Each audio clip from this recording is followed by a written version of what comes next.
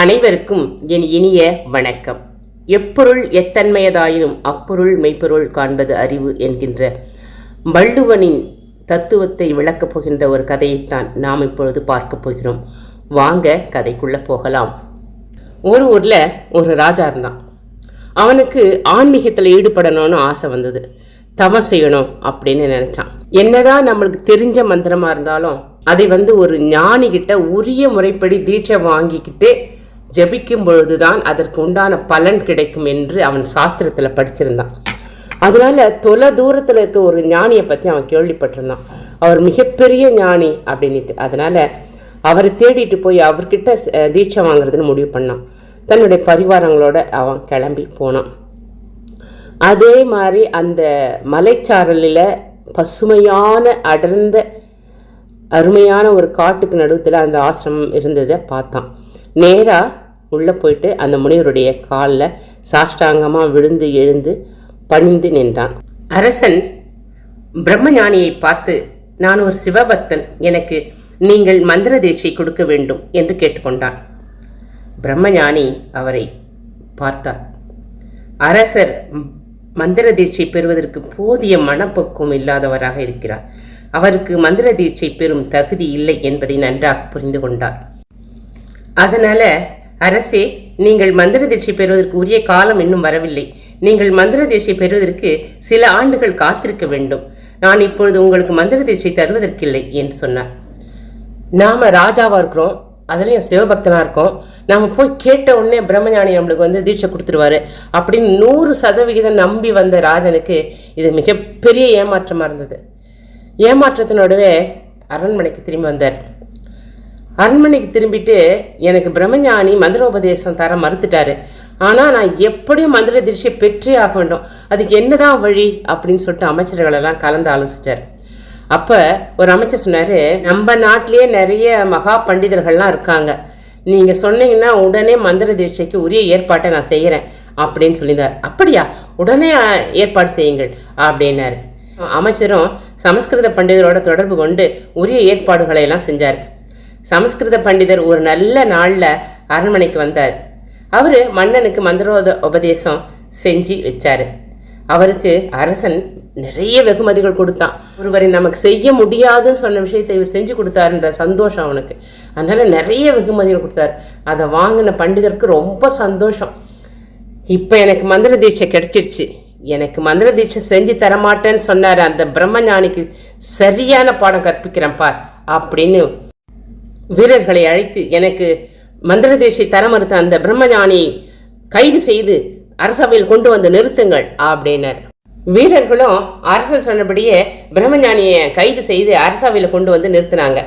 சிம்மாசனத்தில் அமர்ந்த ராஜன் ரொம்ப ஏளனமா, என்ன எப்படி இருக்கீங்க, உங்களிடம் எனக்கு மந்திர தீட்சை கொடுங்கள் என்று நான் கேட்டுக்கொண்டு உங்களை நாடி வந்தேன், ஆனால் நீங்களும் எனக்கு மந்திரோபதேசம் செய்ய முடியாதுன்னு சொல்லிட்டு மறுத்துட்டீங்களே, ஆனால் இப்போ என்னாச்சு பார்த்தீங்களா, நான் என்ன மந்திரத்தை உங்ககிட்ட உபதேசம் பெறணும்னு நினைச்சனோ அதே மந்திரத்தை ஒரு மகா பண்டிதரிடம் வாங்கிட்டேன்.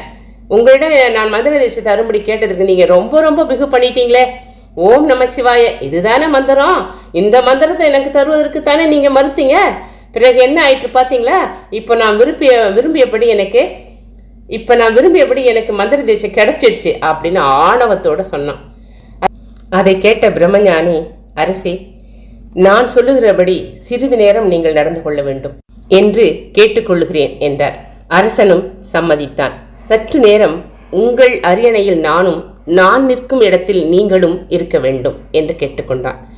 அரசன் இறங்கி வந்து இவர் நின்ற இடத்திலே நின்றார்.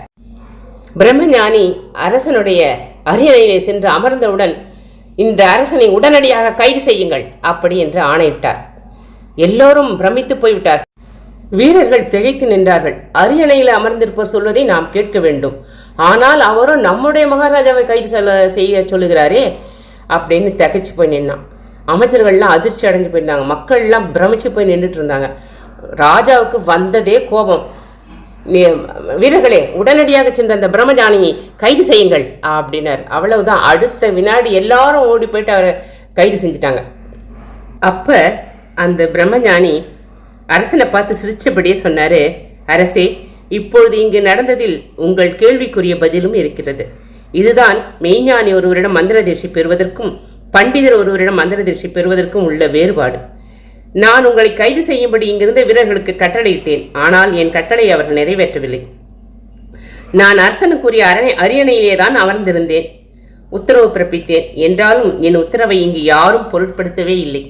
மாறாக நீங்கள் அரியணையில் அமராமல் நான் என்ற இடத்திலே நின்று கொண்டு என்னை கைது செய்யும்படி உத்தரவு பிறப்பித்தீர்கள். நீங்கள் அரியணையில் அமர்ந்து உத்தரவிடவில்லை, கீழே நின்றுதான் உத்தரவிட்டீர்கள். என்றாலும் உடனே உங்கள் கட்டளையை வீரர்கள் நிறைவேற்றினார்கள், என்னை கைது செய்தார்கள். எனவே நான் கூறிய அதே சொற்களை நீங்கள் சொன்னபோதுதான் அதற்கு இங்கு பலன் ஏற்பட்டது. நீங்கள் கூறிய அதே சொற்களை நான் இங்கு சொன்ன போதிலும் அதற்கு மதிப்பும் இல்லை, அதை வீரர்கள் பொருட்படுத்தவும் இல்லை.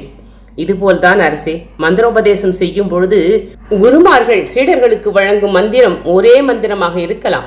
ஆனால் மெய்ஞானி ஒருவர் அந்த மந்திரத்தை மந்திர தீட்சையின் பொழுது உரிய முறையிலே வழங்கினால்தான் அந்த மந்திரம் உயிர் பெற்று தனக்குரிய உண்மையான உயர்ந்த பலனை தரும்.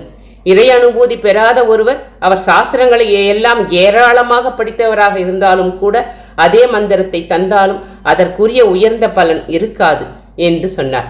மந்திரம் சொல்பவர் சொன்னால்தான் பலிக்கும், யார் சொன்னாலும் பலித்து விடாது என்று பிரம்மஞானி கூறி முடித்தார். அரசன் தான் செய்த தவறை உணர்ந்தான். ஞானி வந்த வழியே திரும்பினார். இந்த வீடியோ உங்களுக்கு பிடிச்சிருக்கோன்னு நினைக்கிறேன். பிடிச்சிருந்தால் லைக் பண்ணுங்கள், ஷேர் பண்ணுங்கள். இந்த கதையை பற்றி உங்களுடைய கருத்துக்களை பதிவிடுங்க. ஆன்மீக பாதை என்ற சேனலை சப்ஸ்கிரைப் பண்ணி வச்சுக்கோங்க. அப்படியே பக்கத்தில் இருக்கிற பெல் ஐக்கானை கிளிக் பண்ணிக்கோங்க. மேலே இருக்கிற ஆல் என்ற ஆப்ஷனை கிளிக் பண்ணி வச்சுட்டிங்கன்னா நான் போடுற வீடியோக்குள்ள நோட்டிஃபிகேஷன் உடனுக்குடனாக உங்களுக்கு வந்து சேரும். மீண்டும் ஒரு நல்ல பதிவோடு உங்களை சந்திக்கும் வரை உங்களிடமிருந்து விடைபெறுவது வேலூர் காந்திமதி. நன்றி, வணக்கம், வாழ்க வளமுடன்.